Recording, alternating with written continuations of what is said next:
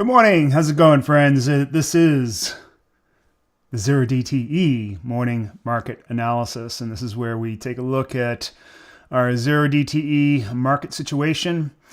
We trade out-of-the-money butterflies with asymmetric risk. Every morning we're looking at the volatility, the market direction, market structure to determine exactly what our disposition is going to be for the day. Today we're going to talk a bit about yesterday's FOMC meeting and Chairman Powell's assertion that inflation is transitory again. It's back. I have something to say about this. Yes, I am an armchair economist. However, I believe that my prognostications have been much more accurate than the 400 PhD level economists that are sitting behind the Federal Reserve, because they've never gotten anything right. They're still under the mistaken impression that inflation is caused by, I don't know, good economy. It's crazy. When we all know that inflation is caused by excessive government spending. But anyways, before we get into that, let's get to our market analysis. And then I'm going to talk a little bit more about this rising tension between Chair Powell and President Trump and their different views on the economy. Now, I'm not saying that President Trump is a PhD level psychologist, economist. However, he is a businessman, and Powell apparently is not and has no idea. And it only makes sense with the actions by the Trump administration with Doge and reducing government spending, that it will have exactly the opposite effect. Is the Fed really just overcautious? Why don't they just bring rates down? I mean, that's what the market wants, and it would certainly ease the transition through this tariff-driven economy that we're coming into. In fact, President Trump had put out a tweet just yesterday saying that April 2nd will be Liberation Day, referencing his implementation of these said tariffs. So all of this, I think, is fodder for thought. And in any event, let's get to the charts and start talking about our 0DTE trades, because that's why we're here. I think that this tension, by the way, is going to help us as 0DTE traders, because it's going to raise the floor of volatility, and that's always a good thing for options traders. So let's get to the charts. If I can find my chart getter tour. There we go. That's not the chart I want. I want the VIX. All right. So looks like, although volatility dropped some yesterday with a market rise after the FOMC meeting, and it did drop overnight. It's like we gave back all those gains, and hence volatility has spiked up just a little bit this morning, but it's about where we were yesterday in the past few days at 20.45, which puts us in the Goldilocks 1 zone, which is the lower third of the Goldilocks zone, which means that we're still very wide on our butterfly trades, 25 to 35 wide. Next, we go to the big ass fly to see exactly where in that scale that we should be leaning. And let's do that by going to Thinkorswim right now. And the big ass fly is a at the money butterfly, 50 wide on the ES pre-market. Before economic reports come out today, we have the unemployment report, which is one of the strongest and most impactful reports that the market is looking at, particularly in this inflation is transitory event.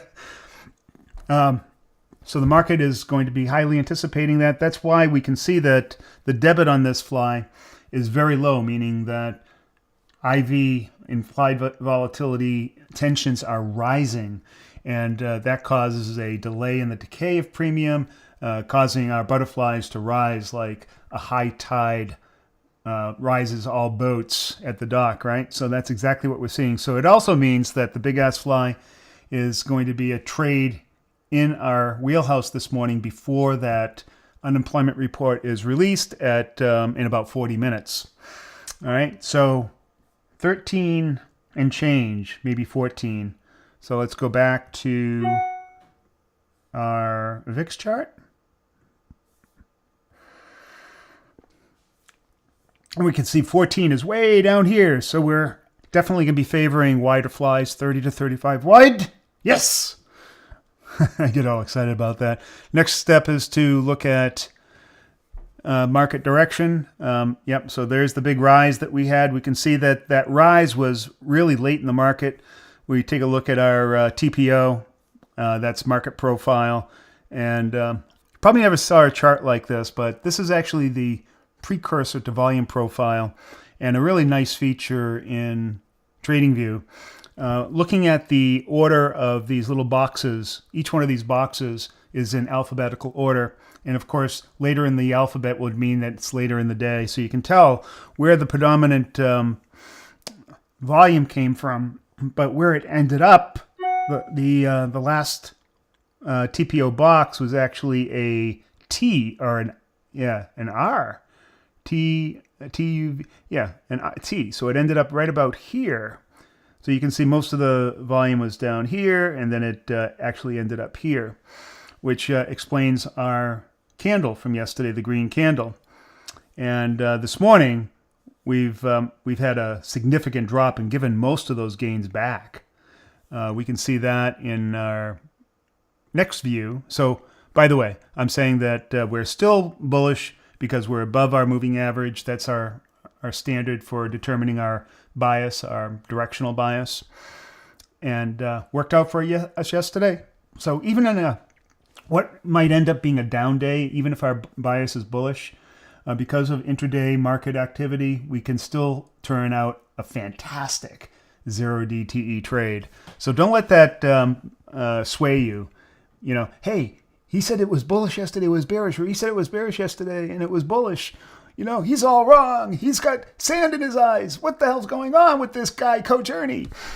The truth is that it doesn't matter, right? We have to take a stance one way or the other with our out-of-the-money butterflies. The reality is that we have intraday swings, and that's what we're looking for, and that is the predominant trend. We go with the predominant trend because we're looking for those larger than expected moves that are in the direction of the trend. We understand that on any given day, the market can be up or down, regardless of the trend. This is what most traders don't get. And you have to be stoic in understanding that when you're trading, you need to adopt a stance and stick to it. You can be right even though the market is wrong. And our goal isn't to be right. That's the whole point. We know that we can't be right. So listen to the strategy. And if you want to know more about this strategy and how you can be an unbelievably successful 0 DTE trader, then I suggest you go and look at the link below in the description. So, getting back to the market. Next step is we go to our market structure where we determine what levels we're looking for. So here's that big drop that happened overnight. When did it start? It started at 4:35 a.m. I wonder what happened that sparked that, because here's where the European Open was, right here, kind of back and forth, and then BAM! So anyways, our levels that we're going to be looking at, so what I'm going to do is I'm going to put a little pad over here and say, okay, we're going to be, right about there and there. So what we're looking really for is a move where the market comes down into our morning session, finds some support.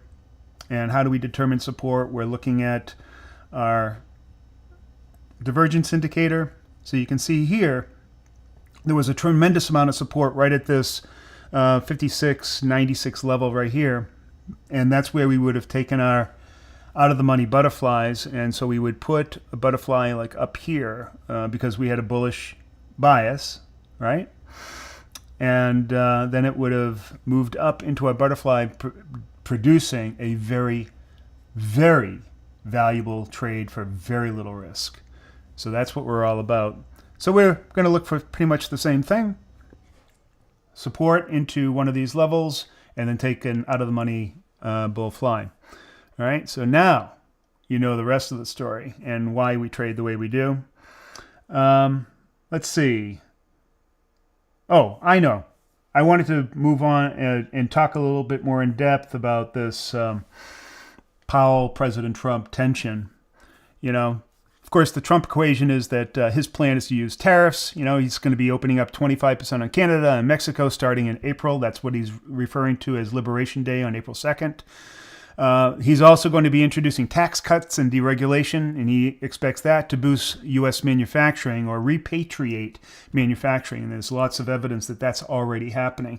Now, a lot of economists are looking at that and saying, is that really going to affect things in the big? Well, it is. It is going to affect things in the big. Yes, we still live in a global stew of manufacturing. We're still dependent, but he's reducing that dependence on foreign manufacturing. And it also creates jobs and everything. Now, the mistake is that strong economies produce inflation. They do not. Strong economies actually reduce inflation. And I just don't understand where the Fed is coming from that they don't understand this. It's always been the historical context. It's really government spending that causes inflation. Government spending is going down, employment's going up, the economy is going to start churning. There is going to be a transitory effect for sure, but that's caused by the introduction of tariffs while those work their way through. I should be running the Fed. Man! So Trump's real concern is that he says Powell just doesn't get it. And I agree with him. I'm sorry. He's urging rate cuts on March 20 to support his agenda. He's frustrated. Powell calls tariff-driven inflation transitory, ignoring how less government spending could allow for lower rates without stoking inflation. I mean, this just is kind of common sense, but it seems that the Fed is always behind the ball. Where did his transitory inflation get us last time? Totally wrong and totally slow to act. I'm sorry for getting all excited here. I'm not trying to be like a partisan or anything like that, but these are patterns that we see over and over and over, and the Fed is always behind. They're always too cautious, and they're cautious about the wrong thing because they don't understand, for whatever reason, being PhD level economists, don't get it when the normal Joe trader or Coach Ernie can see that, well, whatever. Sorry. The other thing is that government spending is just, as I said, government spending is completely overlooked. The Fed ties inflation to growth, but government spending, like the $5 trillion in post-pandemic stimulus, that's what actually drove our 9.1% inflation spike. And the Fed just totally glossed over this, right? And still does in 2025, focusing on tariffs and growth while ignoring fiscal policy's role. Now, Trump and Doge, are they shifting the game? I don't know. But to tell you the truth, I trust that disposition way more than I do the prognostications of the Fed. I'm sorry. Their degrees don't mean crap to me. A businessman's view means a lot more to me. And just it seems like common sense. And again, this is not being partisan at all. I'm just saying that this seems to be common sense in what I've seen happen in the past. This is more the Milton Friedman Austrian economic view as well. So the big question is, does Trump have a point? Right? And he's right that lower rates could ease tariff pain and less government spending might reduce inflation risk. Not might, will, at least from what I've seen. And cutting rates could still, but wait a minute, could cutting rates still fuel inflation? That is the wrong notion. Rates and economic growth do not fuel inflation. They bring inflation down. Where is this notion coming from? And why are you listening to a chart when you should be looking at my face? So we're going to go back to the big head here. There we go. The bottom line is that in my estimation, the Fed is completely wrong. that there's probably 60, 65, 70% chance that their idea of inflation is just total hogwash. However, that's my own personal opinion, my experience, and I think well-founded and well-grounded in what the reality is. The Fed seems to be in their ivory tower. They don't understand economy. They don't understand the regular guy and what they're experiencing. They don't understand these. Maybe they do, but their understanding is so academic that it blinds them to what the reality is. Right?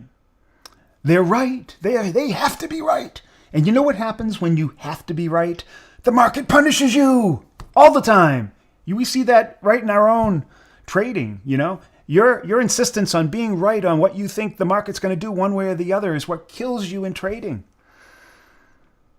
Follow the plan, follow what reality tells you or the past has told you is the truth. So, yeah, I think inflation is not transitory, and the Fed's blind spot on government spending could delay action and cause a friction in this idea of this tariff-driven plan. And they should just let it go, right? I think what's going to happen is that tension between Powell and Trump is going to rise to some pretty nasty levels, and we're going to see that as our own kind of volatility in the market, and that's going to continue to rise, which is all good for us. Not necessarily good for the transition plan. But could Trump decide to just oust Powell? Does he have the power to do that? Will they impeach him again if he tries to do that? I don't know. Anyways, the Fed's term, Powell's term, is for a specific amount of time, but I don't think that it's mandatory that he serves for that amount of time, right? And I think President Trump would rather just grease the skids and just put somebody in there that he will, go along with his ideas. I don't know. I think the public voted for this kind of transition. We should go with it. Give it a shot. Should the Fed be injecting their need to be right all the time? My common sense as a trader is saying, you're trying to be right, therefore you're wrong. All right. So now you know where I stand. That's about all I have to say. I think it's all going to work out for the good because, as I said, volatility is always going to be in our court. That's it. Coach Ernie, out.